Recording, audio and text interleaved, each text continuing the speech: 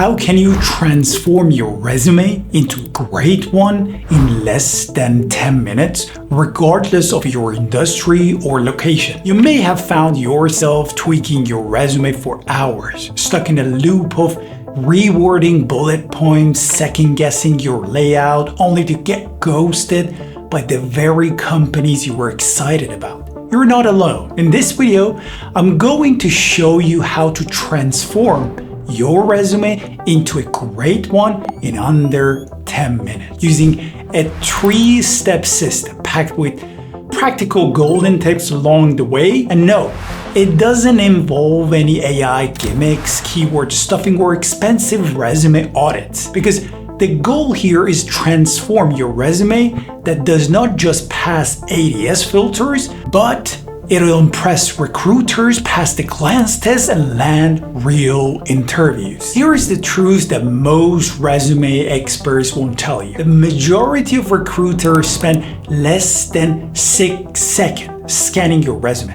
and within the first 3 seconds, they already made a decision: keep reading or keep scrolling. That moment is what I call the glance test, and passing it is what separates forgettable candidates from interview-worthy ones. Most job seekers waste time optimizing for something else entirely.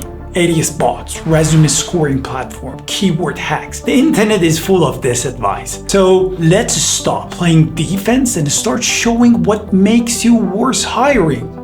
Let's dive in. Step 1, visual consistency. The first rule of resume building is also the most ignored. Don't give recruiters a reason to skip you. Your resume needs to be, in this step, what I call a basic resume before anything else. No typo, clean formatting, aligned margins, one consistent font, one page max, unless you are a C-level exec. Because guess what? Recruiters spend 80% of their attention on 4 things: job titles, company names, dates, education. These are things you can't change, but what you can do is avoid blowing the first impression with what I like to call interpretive dance formatting. Chaotic, flashy, and confusing to follow. So no bar graphs for skills, no clip art, no Canva template with side columns. Use standard fonts like Calibri or Arial. Unless you're applying to a niche creative field like graphic design or art direction, where bold formatting is actually expected and part of how you showcase your craft. And finally, proofread like your job depends on it, because it might. These days, you can run it even through an AI tool like Grammarly or Word's spell check for a quick proofread. But don't skip a manual review. Typos are resume killers. A candidate once got rejected at a strategy consulting firm for one spelling mistake.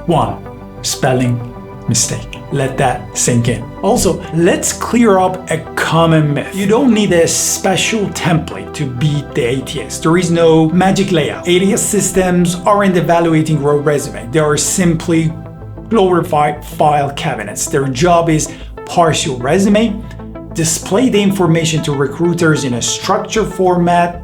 That's it. Sure, the ATS will process your resume, and that's expected. In front of me here is Lever ATS. It's one of the top ATSs in the tech world and my personal favorite. On the left-hand side here, as you can see, I've selected the account executive under my open jobs. On the right-hand side is the list of applicants. And this is typically how ATS will show applicants, usually by date of application. Sometimes it'll be the most recent or it'll be the oldest candidate that applied up top. So it's not about when to apply, just apply when you can. Now, on the candidate side of things, when you apply for a job externally and you hit apply, and when you upload or attach your resume, what happens is when it says analyzing resume, the applicant tracking system is parsing for contact information so it can build and populate a profile in the ATS. What it is not doing is auto-rejecting or auto-filtering by keywords. That's not how applicant tracking systems work. They do not withhold candidates from recruiters, despite What? That was Sam, a recruiter that showed us the backend of these systems. And ATS platforms essentially collect and organize your data, but they don't make decisions, they don't judge, they don't filter candidates. In 90% of times, in my view. Yes, there is always a slim chance of malpractice, but the default is human review. In fact, in most regulated markets like the EU and part of the US, employers are legally required to keep a human in the loop. So writing your resume for clarity and relevance isn't just smart, it's aligned with how hiring system actually works. So before anything else, nail visual consistency. That gets you a basic resume that can be foundation. Your resume should be visually consistent and easy on the eyes. But that alone won't pass the glance test. But that's just the start. Now, let's elevate your resume to a good one. Step 2, relevance and fit. Here is the harsh truth. Resume don't get read, they get skimmed. Unless you're an easy to defend candidate. Someone who went to an elite school or has done the exact job before. Otherwise, you need to work harder to earn attention.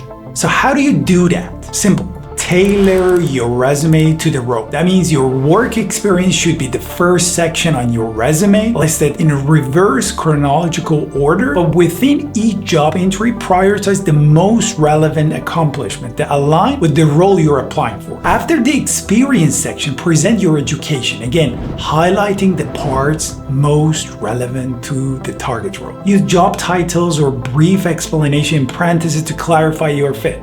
And wherever possible, bring in major projects that relate directly to the role you're applying. Showcase the outcomes or the result of your contribution to those projects. For example, if you're applying for a product manager role, say something like led roadmap without formal title, deliver key product features with 22% adoption increase. One small tip, if you can gracefully implement it, is to highlight keywords from the job description in your resume, but don't stuff them. What you can do to make it easier for yourself is to paste the job description into a free word cloud tool, identify repeated terms, and weave them in naturally. Not to fool a bot, but to show humans you understand what matters for the role. But here are 3 common mistakes to avoid.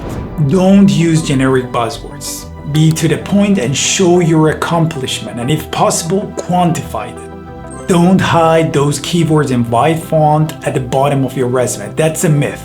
It's not clever, it's risky.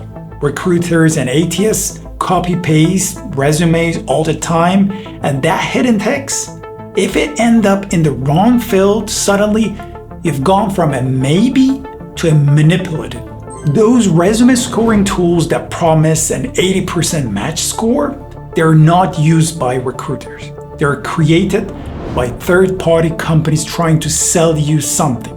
So don't chase scores, chase clarity. If you have followed along, you have now a good resume in your hand that shows relevance. How do you take it to the next level? How do you make it great? Stay with me, because this next step is what turns a skimmed resume into a shortlisted one. Step 3, value clarity. Good resumes show relevance, great ones show impact. And that's what makes someone memorable. That is where you shift from a good resume to a great resume. You don't just list job duties, you show what changed because you were there. Instead of cutting old, unimpressive bullets, your resume should be greatest hits album, not your entire discography. Use this framework to articulate your contribution. Accomplish X as measured by Y by doing Z. And here is the example. Developed a new practice and trained a team of 5 strategy consultants, cross-sold and delivered €1 million plus projects within 6 months, achieving 200% of annual sales quota. Even if you don't work in a sales or marketing department, to translate contribution in monetary terms, think in terms of productivity, efficiency, time saved, quality improved, or even risk reduced. For instance, you can write something like this: lead to 40% increase in productivity for marketing team, which translate to X amount of incremental revenue. If your project was part of a larger team, use what I call hedging.